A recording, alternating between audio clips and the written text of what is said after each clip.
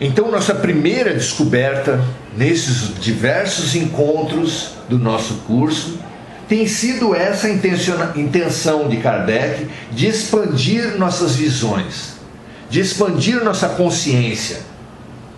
Lá na introdução, ele, ao concentrar, ao deixar claro que a sua vontade nessa obra, certamente inspirada, essa vontade pelos bons espíritos, era de centrar os estudos na moral do Cristo, deixando de lado tudo que nos separa para concentrarmos-nos naquilo que nos une.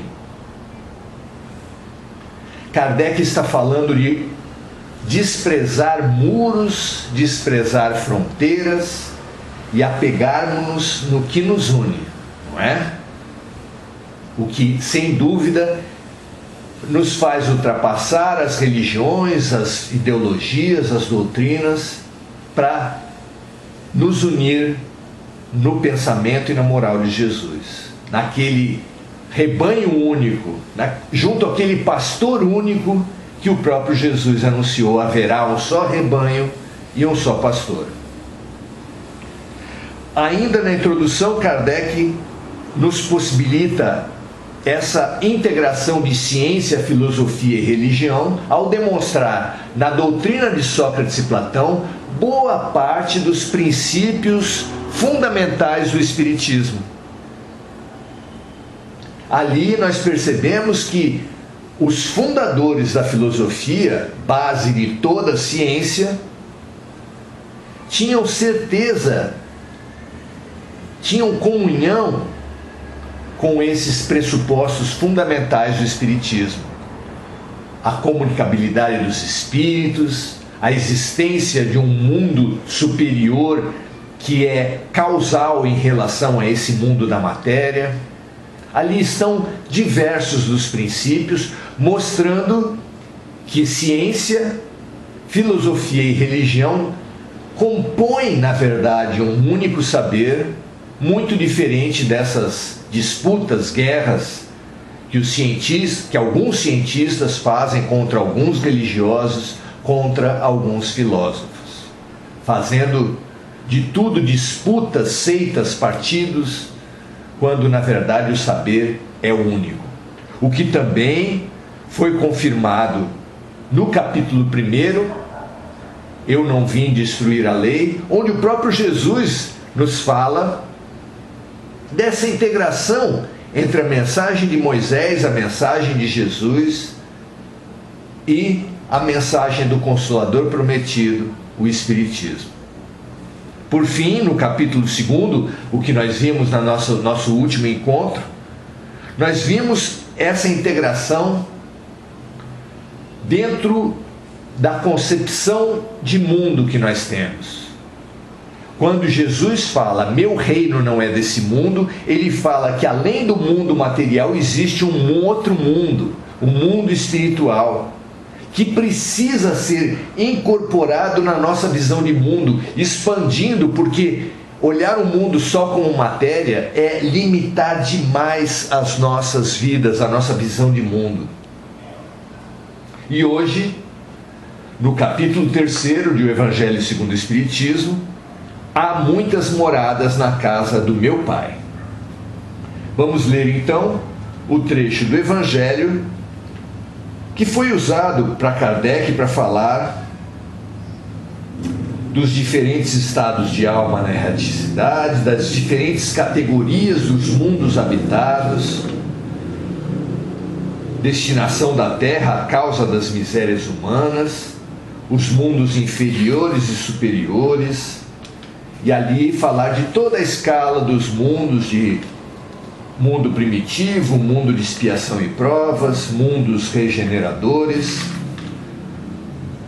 e a progressão dos mundos, conforme está nesse capítulo 3, que eu estimulo aqueles que não tiveram oportunidade de ler, leiam, estudem, tragam as questões, usem esse momento como um momento de estímulo às suas próprias pesquisas, nunca de palavra final, nunca de verdades absolutas, porque o Espiritismo não compreende nenhum desses fechamentos e manipulações que nós temos nos acostumado ao longo da religiosidade dos vários séculos, não é?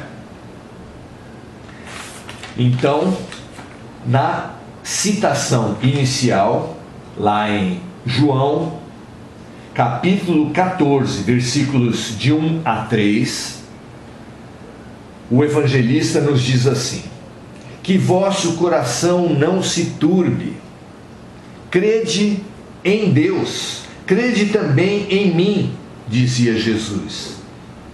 Há muitas moradas na casa de meu Pai, se assim não fosse, eu já vos teria dito, porque eu me vou para vos preparar o lugar, e depois que eu tenha ido, e que vos tenha preparado o lugar, eu voltarei, e vos retornarei para mim, a fim de que lá onde eu estiver, ali estejas também. Muito interessante essa colocação, essa passagem dos evangelhos, em que Jesus deixa claro que são muitas as moradas na casa do Pai. E é interessante nós darmos um passeio nas visões de mundo que o homem já teve, especialmente a partir da Europa, que é a nossa matriz cultural. Compreender como o homem, ao longo da história, foi vendo o universo, nos favorece tirar o máximo para uma nova compreensão do universo.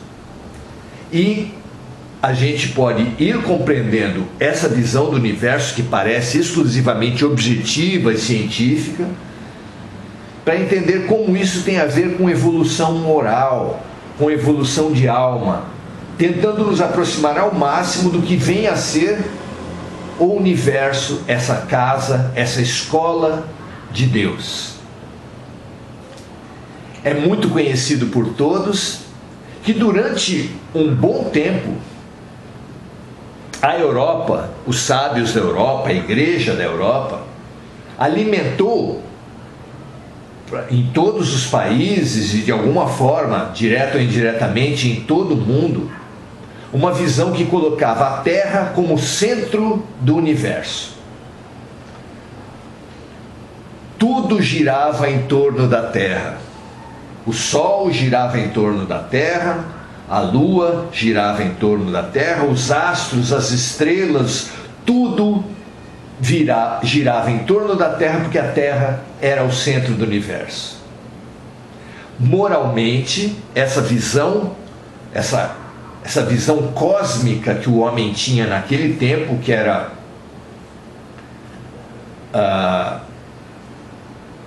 expressa nessa maneira de ver, o geocentrismo, expressava também uma visão espiritual, uma visão filosófica, em que o homem era o centro de tudo. Nós éramos a elite, a parte mais importante da criação de Deus. O geocentrismo se completava, se expressava também num antropocentrismo que colocava esse homem como superior, como o máximo da criação humana. Quando a ciência veio trazer que não era verdade, que a Terra não era o centro do universo, mas que girava em torno do Sol, foi uma revolução. Uma revolução muito mal recebida pela igreja, que oprimiu, perseguiu e fez com que Galileu Galileu precisasse negar essa descoberta. Por quê? Porque quebrava os pressupostos da arrogância, do imperialismo, da dominação da Europa, do homem branco, do homem em geral, sobre toda a natureza. aos poucos, mesmo com a repressão, com os interesses todos, a ciência foi prevalecendo e nós fomos descobrindo que era verdade. A Terra girava em torno do Sol. E essa verdade foi também nos chamando a uma outra visão do universo, uma outra visão da criação de Deus, segundo a qual o homem deixava de ser o centro do universo, mas girava ele mesmo em torno de um Sol, de um ser maior, que agregava não só a Terra, mas os diversos planetas do Sistema Solar. Essa descoberta preciosa era como que um banho de humildade naquela visão antropocêntrica que colocava a Europa, a cultura branca da Europa, do homem acima de toda a criação, sendo tudo instrumento na mão desse máximo da criação. A ciência cresceu mais e viu-se que o próprio Sol, o próprio Sistema Solar, essa família de astros, de planetas e satélites que gira em torno do nosso Sol, que aliás é um Sol muito pequeno perante outros sóis da Via Láctea, que é a nossa galáxia, mas que essa nossa família de Sol, planetas e satélites, também ela gira em torno de um centro galáctico. E isso tudo vai expandindo a nossa visão de universo, a nossa visão de mundo. E é interessante ver como a esses crescimentos da ciência correspondem crescimentos que expandem a nossa visão de mundo. Correspondendo a isso, o Espiritismo veio trazer essa nova visão de mundo, veio colaborar, corroborar, confirmar essa visão de mundo que tira a Terra e tira o homem como centro, como ápice da criação. Nesse sentido, eu venho sugerir para vocês 2 livros que eu gosto muito deles. Um é Exilados de Capela, de Edgar Armond, e outro é A Caminho da Luz, de autoria espiritual de Emmanuel e psicografia de Chico Xavier. Com esses 2 livros, nós vamos ter uma boa noção do que Jesus quis dizer com "há muitas moradas na casa do meu Pai". Por quê? Porque esses 2 livros nos falam que há planetas habitados por esse universo afora, que a Terra não é a única da criação e nem a mais evoluída, o que depois é confirmado nesse capítulo que eu quero estimular vocês a lerem, porque ajuda muito nessa compreensão maior. Jesus usou essa figura, "há muitas moradas na casa do meu Pai", que nos sugere um grande palácio, uma grande morada, com uma grande casa, uma grande estalagem, uma grande construção, com muitas moradas dentro dessa casa, muitos quartos, como um castelo de Buckingham, por exemplo, com 80 quartos, etc. Mas uma figura que Jesus não usou porque não existia naquele tempo, ele não podia usar uma comparação com algo que não existia, nós podemos usar hoje, para uma compreensão muito maior do que veio nos trazer A Caminho da Luz, Exilados de Capela, numa cosmovisão muito interessante e muito estimulante, que amarra, de alguma forma, grande parte das informações contidas nesse capítulo 3 de O Evangelho segundo o Espiritismo. Qual é essa visão? a comparação do universo com uma escola de Deus, em que cada planeta habitado funciona como uma classe. Que aquilo que aconteceu com os exilados de Capela e com os exilados de outros planetas que vieram à Terra há 7, 10 mil anos atrás, é muito parecido com a composição das classes numa escola, aquilo que todos nós vivemos na nossa vida escolar. Ao início do ano, as turmas são formadas apenas com aqueles que foram promovidos do ano anterior. Por exemplo, uma classe de terceiro ano do ensino fundamental, ela é composta apenas pelos que foram promovidos do segundo ano do ensino fundamental no ano anterior? Não. Ela é formada também pelos repetentes do terceiro ano no ano passado, que precisam compor novamente, iniciar novamente o terceiro ano junto com os promovidos do segundo. Não é assim? E isso somando-se os transferidos de outras escolas. Pois essa figura escolar nos ajuda muito a entender essa cosmovisão que os espíritos nos trazem aqui. Aqueles que se dedicarem a essa leitura do capítulo 3º do Evangelho segundo o Espiritismo vão entender que os mundos, não apenas os espíritos, os mundos progridem. E aqui nos é apresentada uma tipologia desse progresso, que parte de mundo primitivo, aquele caracterizado pelos seres recém-vindos do reino animal. Esse é o mundo primitivo, em que a Terra passou mais ou menos por aquela condição dos homens das cavernas, ao fim de cujo período começou-se já a formar as civilizações, com o início da escrita, o início das grandes civilizações. Era a passagem de mundo primitivo para mundo de expiação e provas. O mundo de expiação e provas é marcado pela dor, pela colheita amarga de más decisões tomadas nessa primeira fase de mundo primitivo pelas criaturas. É esse estágio em que a Terra está.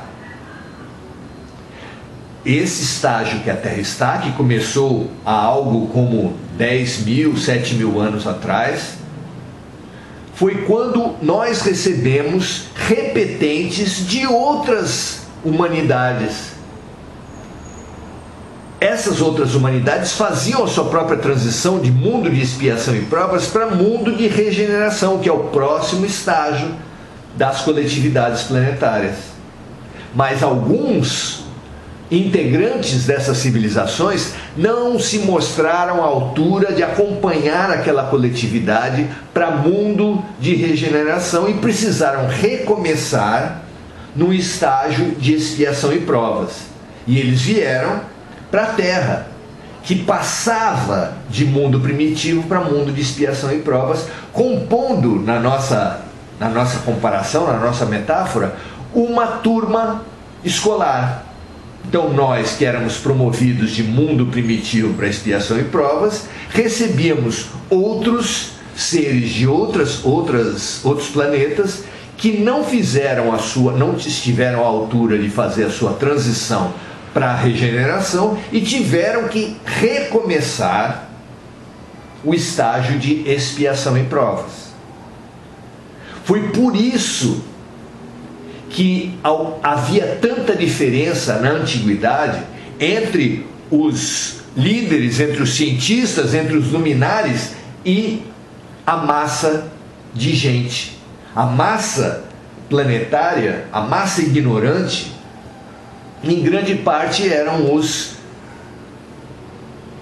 que estavam fazendo o progresso dos próprios animais no planeta Terra. Já os que Erich von Däniken chamou no seu famoso livro Eram os Deuses Astronautas. Esses deuses idolatrados pela massa ignorante são exatamente os exilados de Capella e de outros planetas que vieram para cá e que numa terra de cego mostraram saber muito acima da média, capaz de fazer as pirâmides, de fazer todas as maravilhas do mundo antigo, de trazer tecnologias até hoje revolucionárias para todos nós. E isso vai explicando essa forma solidária. Há uma solidariedade entre os diversos mundos do universo de nosso Pai, da escola de nosso Pai, muito similares à solidariedade que existe entre as classes, fazendo com que os repetentes do terceiro ano, na nossa comparação, se somem aos promovidos do segundo ano para comporem uma classe, como nós, segundo ano, porque o primeiro ano era de mundos primitivos, compusemos lá na nossa antiguidade. Fundamental compreender o que está acontecendo nesse momento, porque a Terra, depois de tantos milênios, alcançou o seu momento de fazer a transição entre expiação e provas para mundo de regeneração. Nós estamos agora fazendo o que Jesus anunciou no seu sermão profético, em toda a sua pregação, de separação do joio e do trigo, dos bodes das ovelhas. É esse o momento em que, como no final de ano escolar, com as provas finais, o que acontece com a classe? Parte dela é considerada promovida, parte dela é considerada retida. Agora é o momento daqueles que não conseguirem acompanhar a humanidade para um novo estágio de regeneração serem transferidos para outros planetas que estiverem começando o seu estágio de expiação e provas, para fazer novamente, para passar novamente pelas lições. E lá, os exilados da Terra serão os deuses astronautas, porque em terra de cego, quem tem um olho é rei. Não é isso? E assim você consegue imaginar no universo todos os planetas se intercambiando no mesmo projeto pedagógico, todos rumo a uma mesma lei, a lei de amor, que é a constituição sagrada do universo, a lei única, como diz Emmanuel no livro O Consolador, que é outro livro que a gente não se cansa de recomendar, 400 perguntas e respostas, praticamente uma complementação ao Livro dos Espíritos e que nos traz informações preciosas do Guia Espiritual de Chico Xavier. Assim, nós hoje temos essa condição de, bem distantes do egoísmo associado ao geocentrismo, lá da Idade Média, tendo passados pelo heliocentrismo, que foi quando a humanidade foi aceitando que a Terra girava em torno do Sol, e o nosso Sol espiritual é Jesus, mas ainda temos que descobrir boa parte do chamado cristianismo, temos que descobrir que o Sol não é o centro do universo. No dizer teológico, que Jesus não é Deus, como se prega na Santíssima Trindade, que fala que Jesus é Deus. É ainda a visão, é o correspondente na ciência da visão heliocêntrica, que coloca o Sol como centro do universo. Não é. O próprio Sol gira em torno de um centro galáctico, da mesma forma como Jesus está a serviço do Pai, a serviço de Deus. E assim nós podemos e devemos expandir a nossa visão de universo. É fundamental que a gente consiga perceber a grandeza do projeto pedagógico de Deus, a imensidão da escola de Deus com as suas múltiplas salas de aula, que correspondem a essa passagem que nós lemos no início: há muitas moradas na casa de meu Pai, se assim não fosse, eu já vos teria dito. Porque eu me vou, disse Jesus aos discípulos, para vos preparar o lugar numa dessas muitas moradas. Jesus profetizava a própria morte dele e dizia que ele, com a sua morte, iria preparar as moradas para os seus amigos, para os discípulos e os seguidores do Evangelho. Percebam como essa expansão de visão do universo se soma a todas as outras expansões que Kardec já nos tinha convidado nas diversas partes estudadas por nós até agora. Duas da introdução, uma no capítulo 1, outra no capítulo 2. Esse capítulo 3, então, complementa os convites à expansão na nossa visão de mundo, porque essa é a grande contribuição que uma religião e que o Espiritismo nos traz. Expandir, crescer, olhar o universo de uma maneira mais generosa, se aproximar de um Deus mais integral, mais essencial, de um Jesus coordenador da Terra, mas muito mais amplo, de uma visão de ser humano como irmão do átomo, irmão da planta, irmão do animal, e também tendo irmãos maiores como os arcanjos. Nós estamos numa escala de expansão que vai nos expandir intelectualmente e afetivamente, conforme também conseguirmos nós expandir a nossa visão de universo, a nossa visão da lei, a nossa visão de Deus e a nossa visão de nós mesmos. É muito bonito como tudo isso se integra e como isso é estimulante para nós estudarmos cada vez mais ciência, filosofia e religião, não como partes concorrentes, partidos políticos entre si, mas como um grande saber único e integrado. O que vocês acham disso? Não é estimulante? Esse é o nosso convite de hoje.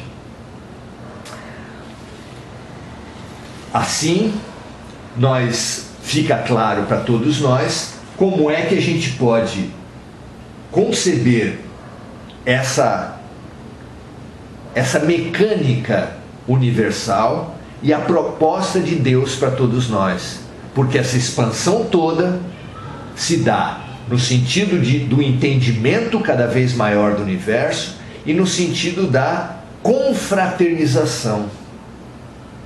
O homem expandido, um paradigma menor que Jesus, mas que nos serve para esse entendimento amplo, é Francisco de Assis, que chamava a tudo e a todos de irmãos. Quando o pobrezinho da Úmbria, Francisco de Assis, chamava a cadeira de irmã cadeira, a mesa de irmã mesa, a planta de irmã planta, o animal de irmão animal, ele estava nos dizendo que o Pai Nosso não é uma figura retórica, que todos nós compomos uma mesma família, porque somos filhos de um mesmo pai e mãe, que é Deus. Essa visão é ecológica, essa visão é generosa, nos faz responsáveis de alguns irmãos e alunos de outros, numa cadeia de interresponsabilidade, solidariedade e fraternidade muito bonita. Um grande convite para uma grande escola de amor. Não é mesmo? Muito bem. Vamos lá então, vamos ver o que cada um traz agora, para a gente aproveitar as contribuições das pessoas e crescermos uns com os outros nas colocações, nas reflexões que esse nosso encontro propicia a cada um. Mônica Silva: não esqueçam, a gente estimula todos vocês a terem um copinho d'água, não apenas para aqueles que falam muito, que tem essa função mais papagaia como eu, mas também para ser fluidificada a sua água, dando para cada um o remédio, o estímulo que nós tanto estamos precisando nesse nosso crítico momento da transição planetária. Muito bem. Davi Chinalha, falando que está dividindo esse momento com várias pessoas. Muito bom, Davi, fazermos essa multiplicação dos pães. A Isildinha saudando encontrar amigos aqui. Amizade é um maravilhoso exercício de amor. Coric Betarello, muito bem-vindo. Muito bem-vinda, Coric. Desculpe. Edinaldo Santos, lembrando-se de amigos que tiveram percalços na Terra e que precisam da nossa energia, no que eu estimulo todos vocês a fazerem isso também, lembrar de pessoas que precisam dessa nossa energia que está sendo produzida, que está sendo compartilhada nesse momento. Damião nos fala assim: foi provando que a Terra não era o centro do universo que fez um sábio cumprir prisão domiciliar e outro perder a cabeça. É isso mesmo, Damião. Porque a cada aporte, a cada sábio, a cada crescimento da Terra, houve uma repressão, porque a toda ação corresponde uma reação de igual intensidade e sentido contrário. Todos os sábios, todas as descobertas sofreram reação, como Jesus, como Gandhi, como Galileu, como Sócrates e tantos outros, não é? Mas nós agora não precisamos nos reter também, ao contrário, precisamos nos abrir e integrar ciência, filosofia e religião uma grande integrada sabedoria para o amor. O Damião falando que ia contra o que a igreja pregava e que, assim como o espiritismo, muito do saber foi perseguido pela igreja. Para quem não sabe, pesquise sobre o Alto de Barcelona, quando livros produzidos por Allan Kardec foram incendiados em praça pública pela igreja, num auto de fé. Vamos ver o que mais a gente tem de contribuição dos amigos.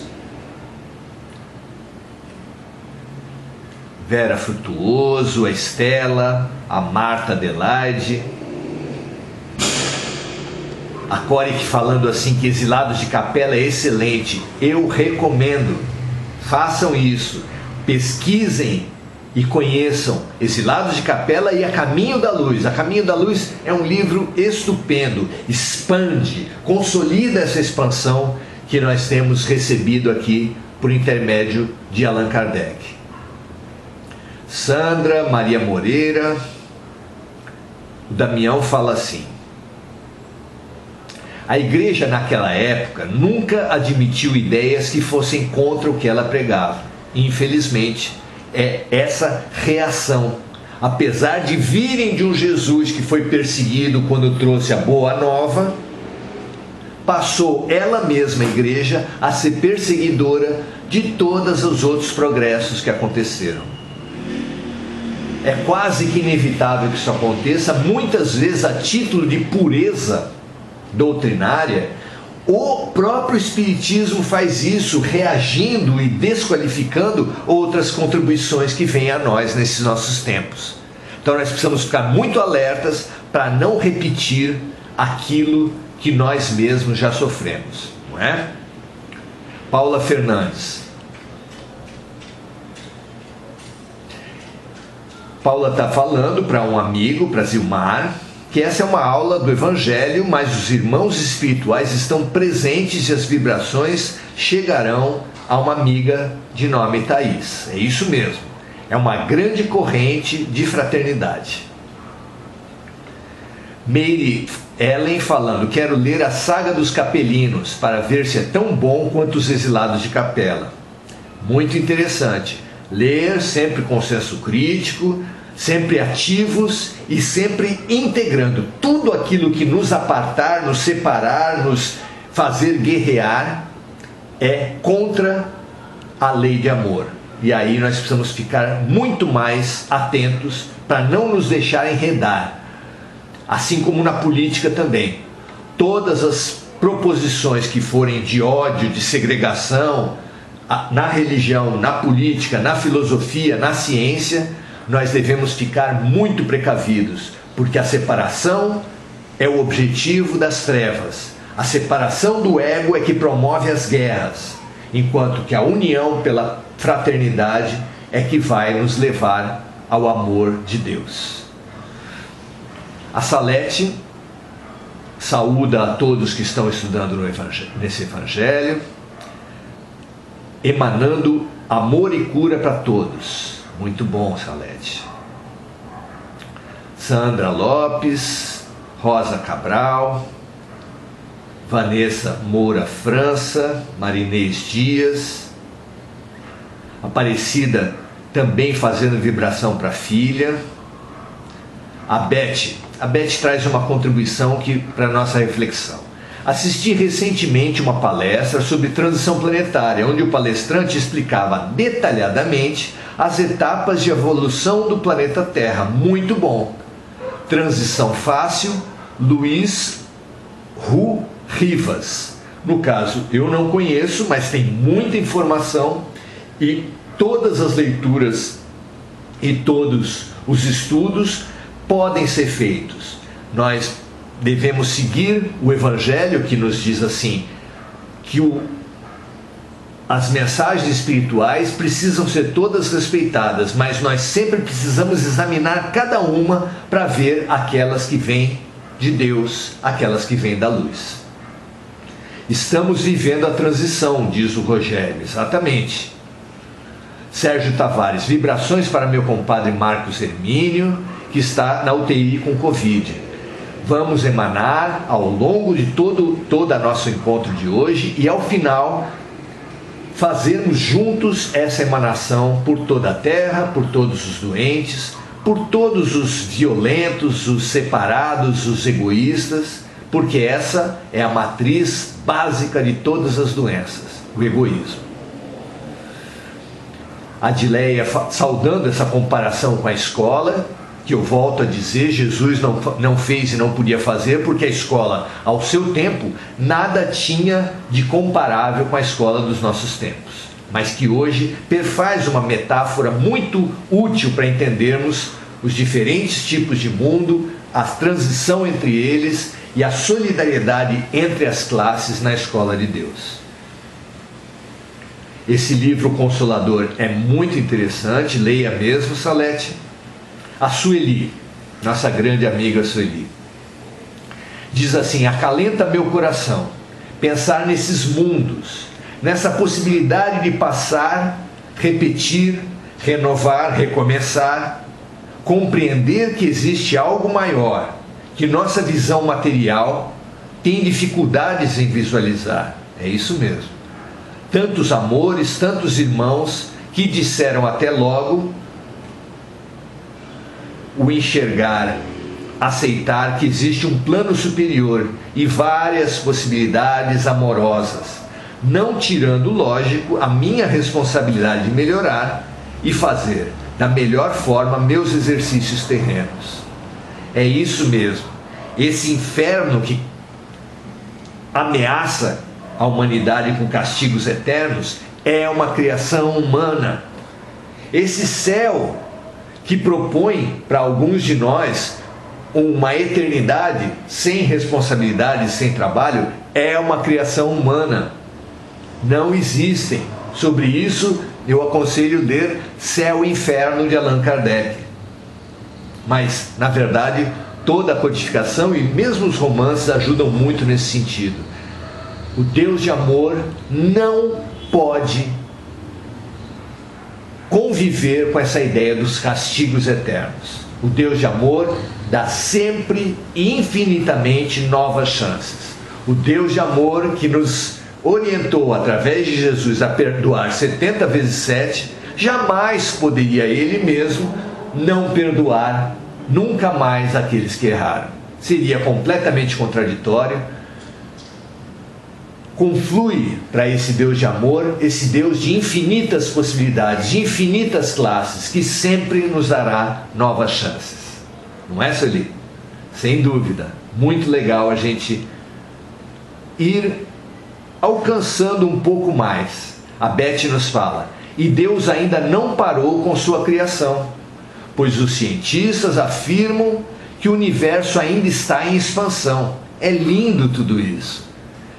E é lindo porque Kardec também falou que se em algum momento a ciência provasse contrariamente a algum ponto da doutrina espírita, que a doutrina abandonasse aquele ponto e ficasse com a ciência, se colocando o espiritismo como uma doutrina progressista, progressiva. Vemos isso no próprio trabalho de Chico Xavier com André Luiz, através do livro Nosso Lar, nós já citamos isso antes, que complementa a obra de Chico Xavier, complementa a codificação de uma maneira fantástica. Então, tudo vai crescer, tudo vai se aprofundar, como um sistema de ensino vai dando maiores complexidades na medida em que os próprios alunos vão amadurecendo o seu intelecto, a sua capacidade de aprendizado. Não é lindo? É maravilhoso, a gente só entrever isso já é muito legal. Vanessa, seja muito bem-vinda. Maria Aparecida Canus, Paula Alves.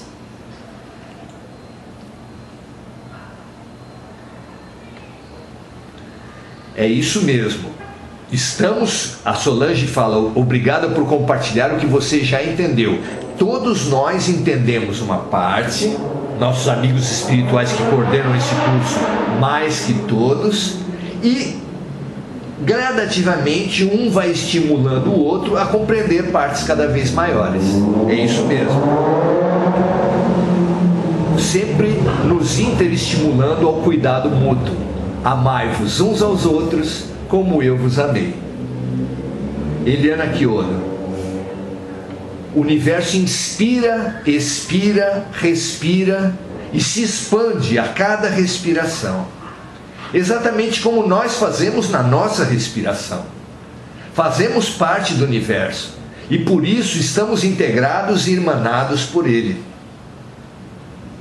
Outra referência muito interessante, que nos lembra alguns postulados de Hermes Trismegisto. Milênios antes de Jesus ele falava isso, que o micro se organiza como o macro. Quem de nós, quando viu uma figura de um átomo, em torno do qual circulavam os elétrons, e não falou assim: puxa, isso é parecido com o sistema solar? O micro do átomo funcionando como o macro do sistema solar. Nós mesmos somos deuses desse universo de átomos e moléculas que são o nosso corpo. Vocês já pensaram isso? Você, minha amiga, meu amigo, você é Deus do seu corpo. O seu pensamento inunda de pessimismo, de negativismo, de desesperança, ou de fé, esperança e amor, cada um dos seres que compõem o seu corpo. Olha que responsabilidade você tem ao cultivar pessimismo ou otimismo, esperança ou desespero. Não é mesmo? Muito legal esse micro como no macro, estudar as figuras que tanto representam esse simbolismo, né? Os fractais. Quem não conhece, fractais, procure no Google Imagens, você vai ver imagens lindas que falam isso, do pequeno estar contido no grande, do grande estar contido no pequeno. Marcos Magrelo, Jussara, Solange Padilha nos diz: eu estou lendo o Evangelho de São Marcos, por Emmanuel. Já li o Atos, pergunto qual é a diferença entre estes de Emmanuel e o que Kardec nos ofertou. Kardec precisou, naquele contexto histórico, se restringir apenas à parte consensual da moral do Cristo, que era absolutamente revolucionária, mesmo assim com conteúdos extremamente transformadores como esses que nós temos lido. Já Emmanuel, ao tempo do trabalho com Chico Xavier, já tinha um outro contexto histórico. 1800 anos depois, passado depois de Jesus e 150 anos depois de Kardec, já tinha possibilidades outras de trazer conteúdos mais complexos. Como nós dissemos, assim como o sistema de ensino traz conteúdos cada vez mais complexos, para seus alunos também a revelação dos Espíritos. Muito bem, nós então agora precisamos terminar, fechando em 50 minutos, em torno disso, os nossos encontros, recomendando a vocês os nossos livros, todos eles com renda líquida total para ações sociais. Os interessados são estímulos, inclusive nossos livros são estímulos para fazer o Evangelho no lar, prática extremamente urgente para os nossos tempos.